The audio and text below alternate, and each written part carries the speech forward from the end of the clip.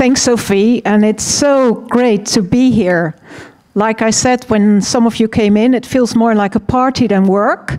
It's the staycation vibes that we have here at the resort in Sentosa. And we have some great panelists here. Professor from NUS, CEO of Deltares, the coastal resilience lady who knows everything. We all know Hazel, and Sophie Williams, who has been doing a lot of water management at my embassy. And my name is Margriet Vanno. I am the ambassador of the Netherlands, of the Kingdom of the Netherlands actually, to Singapore and Brunei. And I'm really, really happy that we are here at the unique Women in Water event at the Singapore International Water Week. And I'm not sure whether this is a global first, because I haven't heard of any Women in Water event before, but at least it's a first for Singapore, and I'm really proud that you are all here. You participants have been carefully selected because we only needed high potentials. So that stigma is with you for the rest of your life. You can live up to it, and we're really proud that you are here. Personally, I've done a lot with Minister Grace Fu, because like me, she believes in helping young women. And our Vice Minister will meet with Minister Grace Fu tomorrow, and then we will definitely share with Minister Grace Fu what we've done here with you and with all the Singaporean participants. I think it's really important that we share. Why do I think that? Because I think most women are too modest. And then I get, as the participant, the guy who waves like, it's me, I can do it. But actually, you've done the brief, but I don't know. That's why I want to sort of encourage females to speak up a little bit more. You don't have to shout, you can just tell who you are. But don't forget to present yourself. And also learn from the vibrant ladies, the leading ladies that you have here, and enjoy the nice food and the scenery. And I hope that we will catch up later as well, and that we will help each other, because Madeleine Albright was really right that when she said there's a special place in hell for women who don't help each other. Well, we are not in hell, we are sort of in heaven in Shangri-La now. So let's enjoy this event. Thank you. Thank you so much, Ambassador Vanno, for your nice words. And so let's start with the panel discussion. We have three amazing panelists here. And maybe I can start with Ms. Hazel Khoo. May I ask you to introduce yourself, and also ask you then to share like a defining moment in your career or defining leadership experience that our audience could perhaps learn from. Thank you so much. Thank you, Ambassador, and good afternoon to all you aspiring women. Yeah, I think I feel very honored to be part of the panel this afternoon. And just to introduce myself, I'll start off by saying that I'm a mother of two boys. Yeah, and they are aged 14 and 15 years old. I graduated with a degree in civil engineering, and thereafter I joined Singapore National Water Agency, PUB. After that, I pursued my first master's degree in environmental science and engineering, and followed by a second master's degree in public policy. So I think until today, engineering sector is still largely a male-dominant sector, and the public service in water is no exception. For PUB, about 25% of our workforce actually comprised of women, so only 25%, about a quarter. So being a female engineer, if I may share my experience with you, yeah, sometimes it is not easy because I need to manage my commitments both at work and at home. I'm not sure how many of us around this room today are mothers yourself, yeah, but definitely I'm one. And while I aspire to have a successful career, I too celebrate, my role in motherhood. And during the growing up years of my children, yeah, I took a part-time work arrangement, gratefully supported by my organization. And even then, you may think that, with all this help that we have progressed to give caregiving support to women like us who aspire to build our careers, there are still many times where I will have to make difficult choices.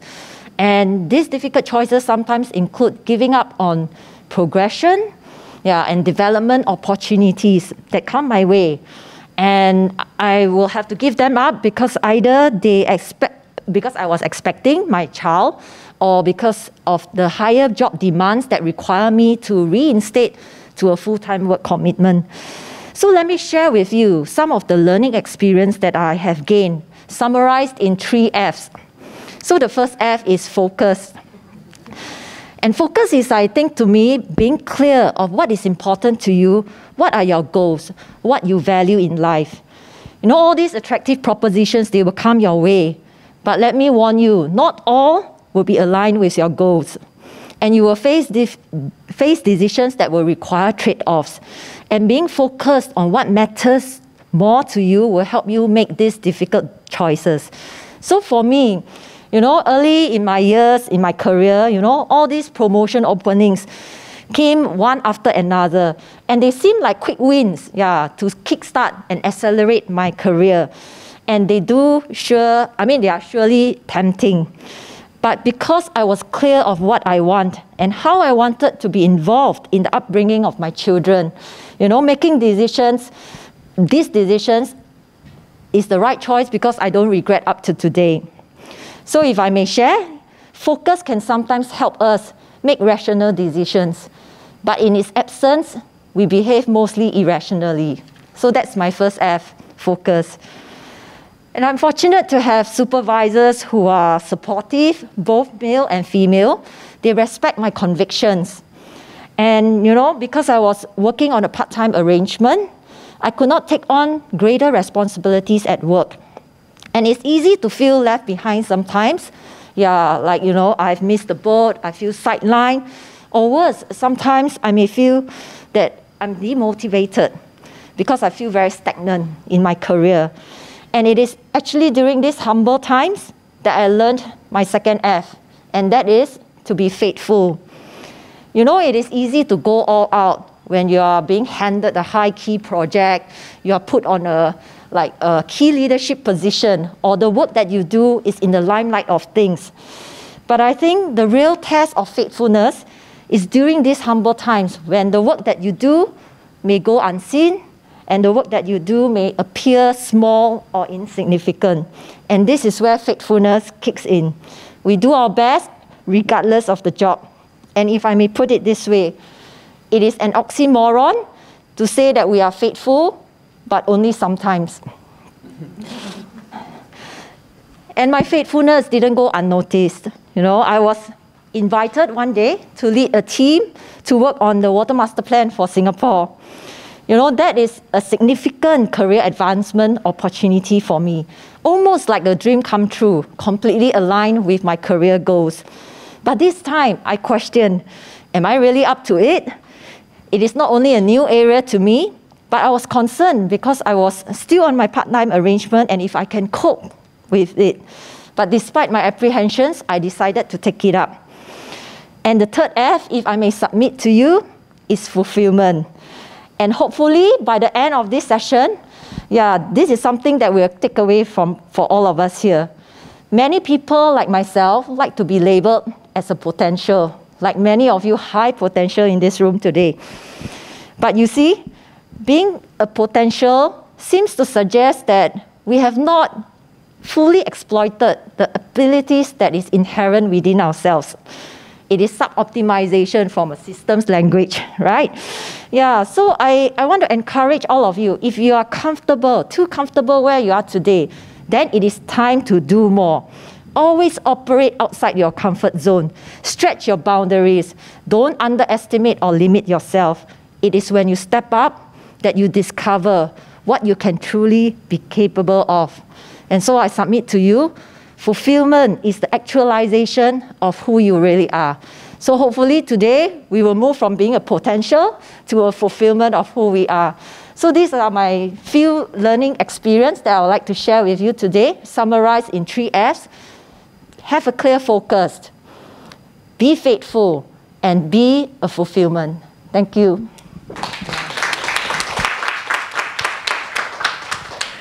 Thank you so much, Ms. Khoo, for your very inspiring words on focus, faithfulness, and fulfillment. I think we can all learn a lot from this. Ms. Annemieke Nijhof, may I now ask you actually the same question, to introduce yourself and share a moment in your career or leadership experience that we can learn from. Yes, thank you so much.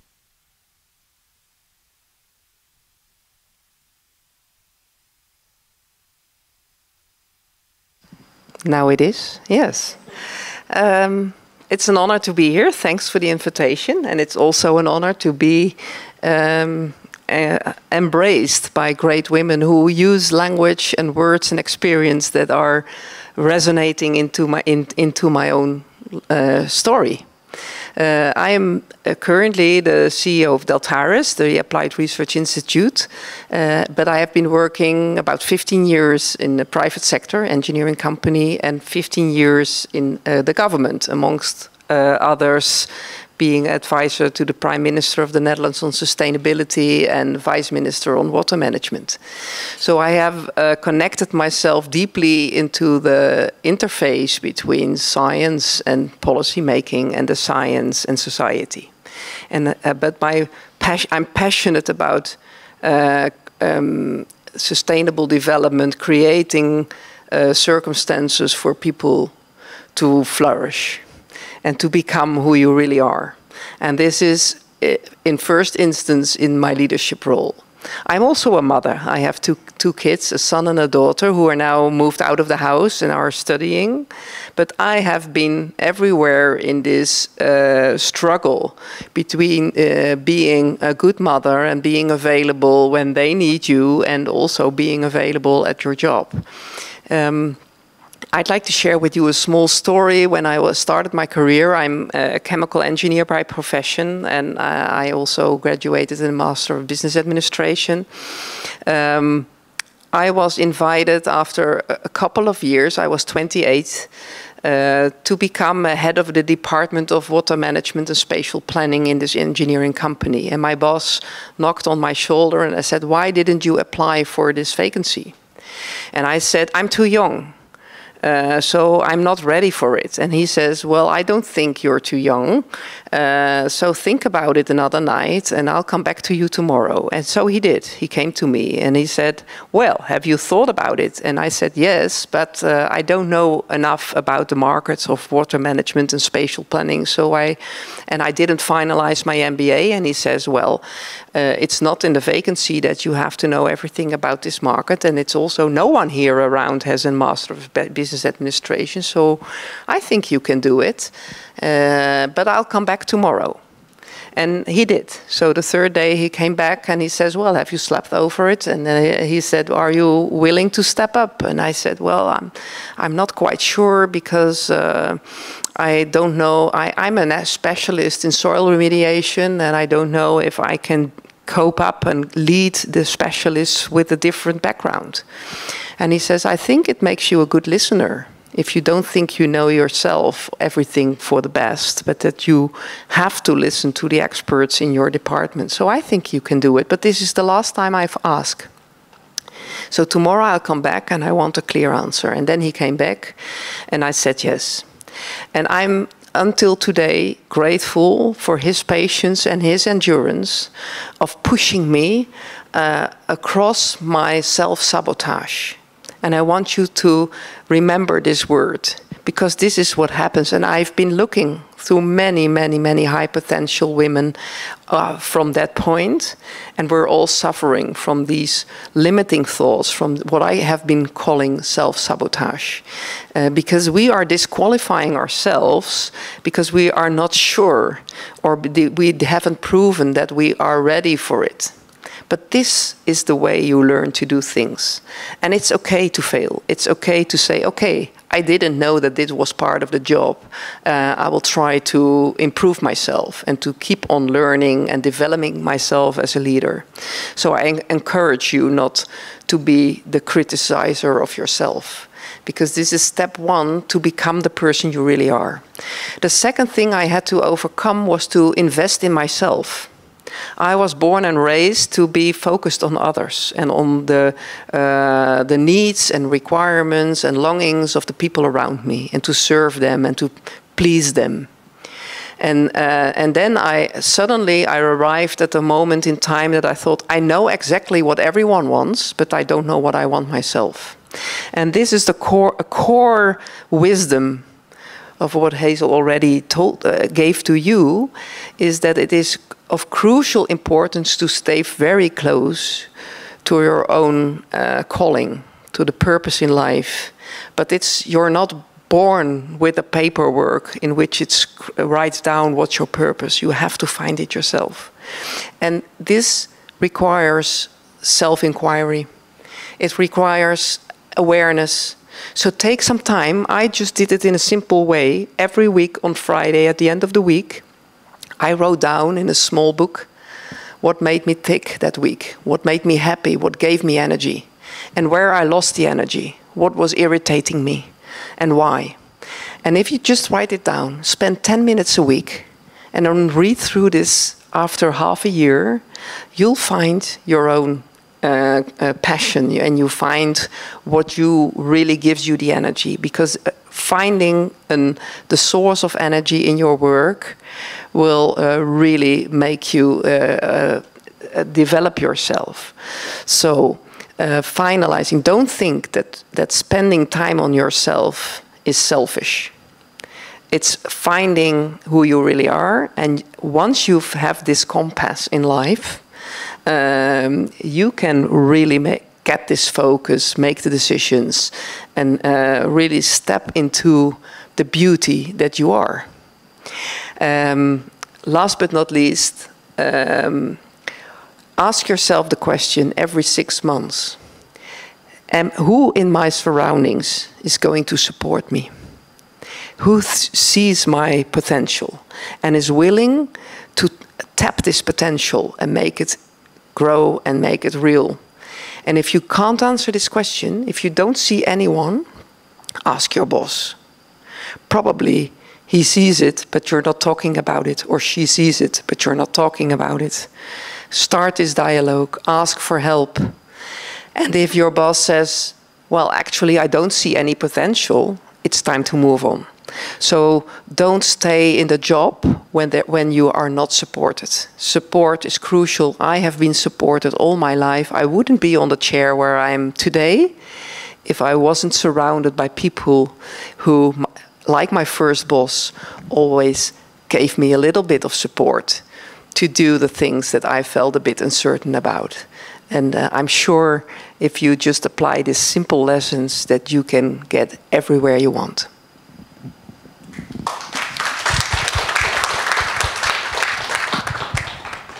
Thank you so much, Annemieke, for your words, and I think your story is so relatable that you told that, you know, I think we've all had moments where you don't believe you're old enough or good enough or experienced enough, and yeah, it's so important to believe in yourself and invest in yourself as well. Professor Jiangyong, may I give you the floor now to introduce yourself and share a learning or career experience with the audience. Okay, thank you, Sophia, and thanks for your kind invitation, Ambassador. I'm very glad to be here and you know, having this chance to mingle with the women in the water. As Sophia mentioned, I'm Professor Jiangyong from National University of Singapore. I'm currently the Director for Center for Water Research, Director for Environmental Engineering Program, and also I'm heading this division, which is about environment engineering, hydrology, hydraulics, and climate change. So having quite a number of the roles with me. Okay, I also have one daughter. She's now JC2, the final year in the high school, going to go into university. So with all of those, okay, you know, so basically you can see actually I kind of like busy every day. So of course, you know, all the you know the water leaders actually they are tend to be very busy every day. So I'm very happy actually to come here to share, in terms of, the development, of myself along the years. One of the probably very important turning point that was many years ago. I remember very clearly when I was about to enter into the university. Okay, that was really many years ago. That was like a 20-something, 30-something years ago. And I was offered entrance to a top university. I'm from China, by the way. And it's a top university in China. And they offered me entrance for just going without any examination because my probably the good performance in the high school. However, I look around at the university's program. Okay, the university is mainly focusing on transport, so a little bit far away from what I really want, because I like chemistry, I like microbiology, biology, those kind of things, those kind of stuff, engineering as well, but not really that much transport. So at that moment, after some consideration, I turned it down and rather take a very, very harsh path, that is taking the entrance examination. And that's very hard for me, but I'm happy I actually end up entering into the environment engineering program. Otherwise, I think I would be totally in a different path now. Could be in the transport, building the road, building the bridge, designing the ship, designing aeroplane, and everything like that. But I'm very happy I entered into environment engineering. And why I decided to go to environment engineering, I also like to share with you people. And of course, now I'm in the water, but at the moment it's environment engineering program, which is one offered by a university, a top university again in China. And then I managed to go there. Why I want to choose? This is a very important decision for me. And I was only 18 years old then, I read a book, and it said that environment engineering is going to be the discipline, very promising discipline in 21st century. So I was so inspired by that book. So I decided to take this path. So that was my decision, 18 years old, and I'm so glad. I never regret. I enter into this field, I stay in this field. I read my bachelor, I read my master, I read my PhD, and I decided later on go for my postdoc. So eventually, okay, I end up become an academia, right? So very naturally, I become an academia because I go through so many trainings. But I look back, if you ask me what is the biggest turning point, I must say it is my decision when I was 18 years old. And I was really inspired by a book. And I must say that book is right. Environment engineering is so promising in 21st century.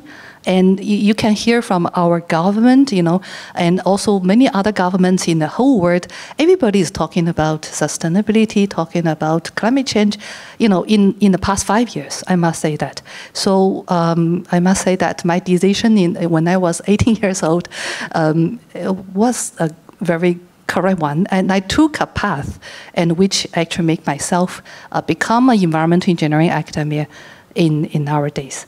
So that's something I like to share with the potential women engineers here, is that take something which is can be not easy, can be tough, but it's kind of like following your own dreams, following your own interest. That's pretty interesting. That's very important for somebody's development. So you have to go in line which you find that's your dream, that's your interest. So I'm pretty happy actually end up, even though every day I got a lot of things, a lot of duty, but every day I'm in this field and I see development in this field. I share with my students, those developments in this field. And sometimes I even, I talk to my daughter about the development in the environment engineering field. Basically now the high school students, they are very happy to do, environmental related projects. So they're kind of like very interested in this field as well. Everybody's, pay a lot of attention. Everybody pay a lot of attention to the development in the water, in the environmental engineering field. So I am pretty happy eventually I come to this field and, I make such a right decision when I was very young. And another thing I probably want to mention to the water engineer is that, on top of your own job, you can also think about, how are you going to not only just doing work together with your colleagues, together with your team, and try to do something for the community, for the whole society. So one of my another job, which is a voluntary job. I'm the Environment Engineering Society of Singapore. I'm the president of that society. So that's my voluntary job, okay? Basically, that's my nighttime job, right? I call it after office job. So I spend a lot of time actually to do a lot of this, sharing, either technical, related sharing or just general related sharing in the environment field, in the water field. And we run a lot of conferences, okay? We run a lot of workshops, and we do seminars, and we also organize technical visits for the professions, in this field, and to join us to do something more for the community. So because that's our aim, not only just try to work with your team, work with your people, your boss, and your staff, and to achieve certain target. We actually want to reach out more. So we go to this, we go to the middle school, we go to the high school, secondary school, and we also reach out to our university student. We go to journal public, and we do a lot of sharing like that. So this is another thing I like to share with our women engineers, and maybe you like to actually do something like that. And in doing that, you will find yourself actually very fulfilling. Of course, take a lot of your time. It's voluntary work. After your office hour, I actually put a lot of effort in that. But in the end, actually, you can see that a lot of message reach out to many people, and in a way that you also can gather a lot of feedback. And at the meantime, actually, you can develop yourself further in terms of my daily job is teaching, research, all of those kind of stuff. So can actually get a lot of feedback and build a lot of connection and develop the collaboration as well. So this is another thing actually I also like to share with our the water engineers. And let's see, any of you actually feel that there's a need. There's also some time you can actually spend, some effort you can spend. You can actually think about this as well. With that, I would like to get back to you, Sophia. Yeah, thank you so much, Professor Jiangyong. And for sharing your story, and also emphasizing the importance of giving back to society and giving back to the community. I'm looking at the time. It's 1 o'clock already, so we will not do the Q&A with the audience. But may I have a big round of applause for our panelists, please?